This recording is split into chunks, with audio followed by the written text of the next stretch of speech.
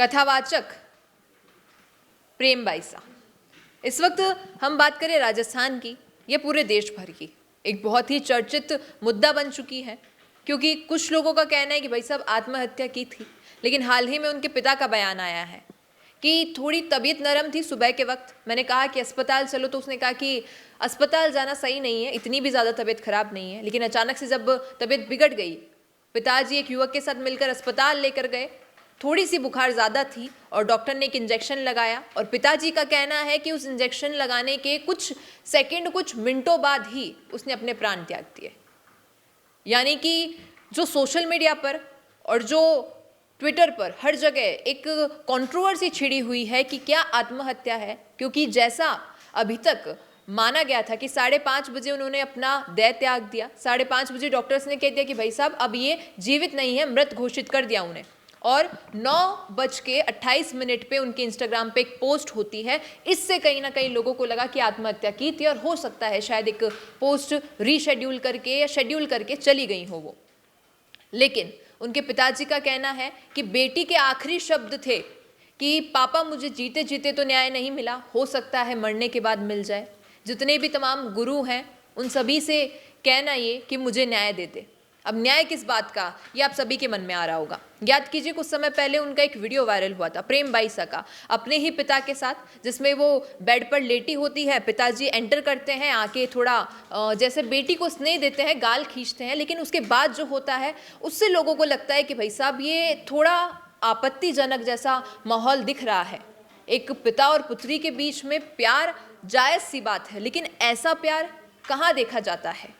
और ये तो 8 साल की उम्र में दीक्षा ले चुकी थी, साध्वी बन चुकी थी। अब इनके जीवन में माता पिता का प्यार होना चाहिए, लेकिन इस तरीके की चीज़ें जब कंट्रोवर्सी में छिड़ी तो बहुत कुछ हुआ, और बहुत कुछ हुआ। इस बीच ही साध्वी ने ये भी कहा कि पिता और पुत्री का रिश्ता है जिसको आप लोग अपवित्र मान रहे हैं, और उसके बाद से ही इनके जीवन में काफ़ी सारी कठिनाइयाँ आने लगी, और जिसके चलते कई लोग अब सोशल मीडिया पर लिख रहे हैं कि भाई साहब काफ़ी उदास रहती थी, उतना हंसती खेलती नहीं थी जितना पहले हुआ करता था, और अब इन दिनों जब तबीयत खराब थी, अचानक से बुखार हुआ, एक इंजेक्शन लगा और अपना देह त्याग दिया।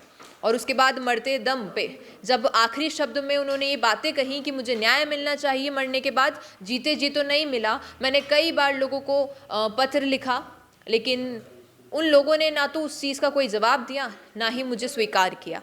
अब शायद यही कुछ मुद्दे हैं जो बने हुए हैं इनकी, इस हम कहें हत्या कहें, आत्महत्या कहें, या फिर एक आकस्मिक निधन कहें, किस सब चीज़ों के बीच में जो ये कुछ वीडियोस, कुछ कंट्रोवर्सी छिड़ी हुई है, एकदम आपस में कड़ी से कड़ी मिल रही है, और सोशल मीडिया पर ये सारी तमाम चीज़ें चल रही है। हाल ही में हनुमान बेनीवाल ने भी सरकार को और पुलिस प्रशासन को टैग करते हुए लिखा है कि भाई साहब न्याय मिलना चाहिए।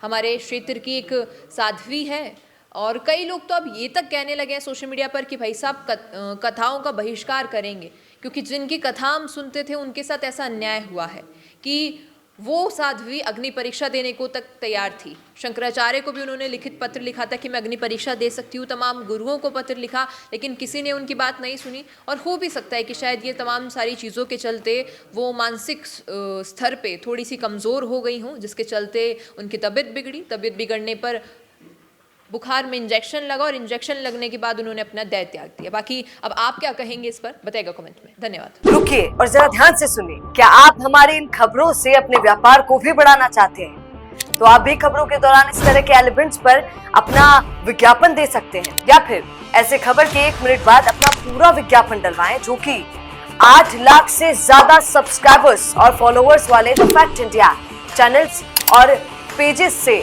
राजस्थान के कोने कोने में पहुंचेगा, और इससे आपका व्यापार, ब्रांड सब कुछ बढ़ेगा।